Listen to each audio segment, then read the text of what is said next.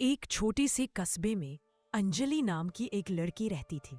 बचपन से ही उसे रंगों में अपना संसार बसाना अच्छा लगता था। दीवारों पर, परिंदों पर, फूलों पर हर जगह बस की लकीरें बस जाती।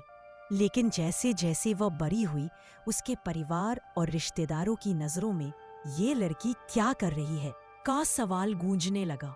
अंजलि के माता पिता चाहते थे कि वह इसी साल कॉलेज में प्रवेश ले और एक सुरक्षित जॉब की तैयारी करे।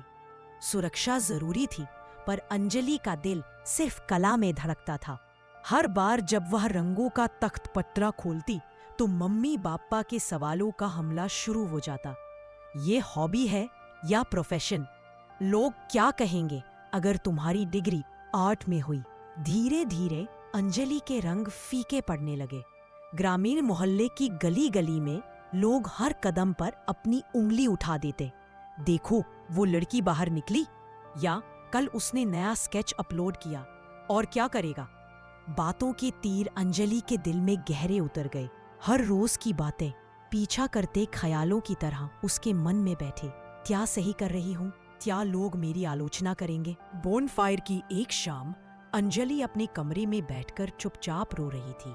दिल करता कि रंगों की ट्यूब फोड़कर सारी उदासी रंगों में मिला दे, लेकिन वह दरवाजा बंद करके चुप्पी साधे रही।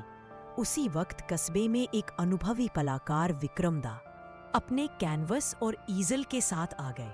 उन्होंने अंजलि की कलाकृतियों को सोशल मीडिया पर देखा और तय किया कि उसे एक मौका देना है। विक्रम दा ने एक छोटी सी कला कार्यशाला रखी मोहल्ले के कम्युनिटी सेंटर में। अंजलि ने सोचा, लोग क्या कहेंगे अगर मैं जाकर सबके सामने चुपचाप खड़ी रहूं?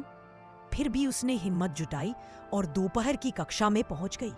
विक्रम दा ने मुस्कुरा कर कहा, कलाकार वो नहीं जो आलोचना न सुने, बल्कि वो है जो अपनी आवाज सुनना सीख जाए। उनकी बातें अंजलि के दिल में खनक उठी।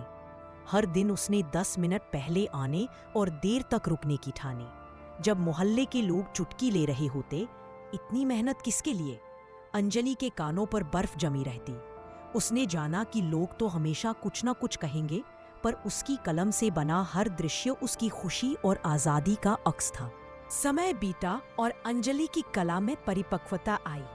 अंततः एक दिन विक्रम दा ने बताया कि शहर में एक छोटी सी प्रदर्शनी लग रही है। क्या आप अपना काम दिखाओगी? उन्होंने उत्साह से पूछा। अंजलि के मन में फिर वही सवाल गूंजा, लोग क्या कहेंगे अगर फेल हो गई? लेकिन इस बार उसने डर पर जीत पाई। प्रदर्शनी का दिन आया। बीच बीच में लोग रुके, मुस्कुराए और कुछ ने प्रशंसा भरे शब्द कहे। तुम्हारी पेंटिंग में महसूस होता है कि दर्द और खुशी दोनों जिंदा है। इन पलों ने अंजलि के दिल को नई उड़ान दी। जब शाम को सामान समेटते हुए लोग चले गए तो अंजलि ने खुद से कहा, लोगों की बातें मेरे पंखों को नहीं काट सकती। अगर मैं खुद अपनी कहानी लिखूं तो वो सबसे खूबसूरत होगी।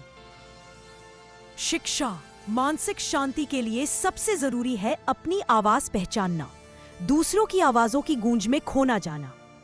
लोग क्या कहेंगे का डर अक्सर हमारे भीतर की इच्छाओं को खामोश कर देता है। चुनौती यह है कि उस डर को पहचानो और उसे अपने सपनों के ईंधन में बदल दो। असफलता और आलोचना जीवन का हिस्सा है, पर वे हमें टूटने नहीं, संवारने का अवसर देते हैं।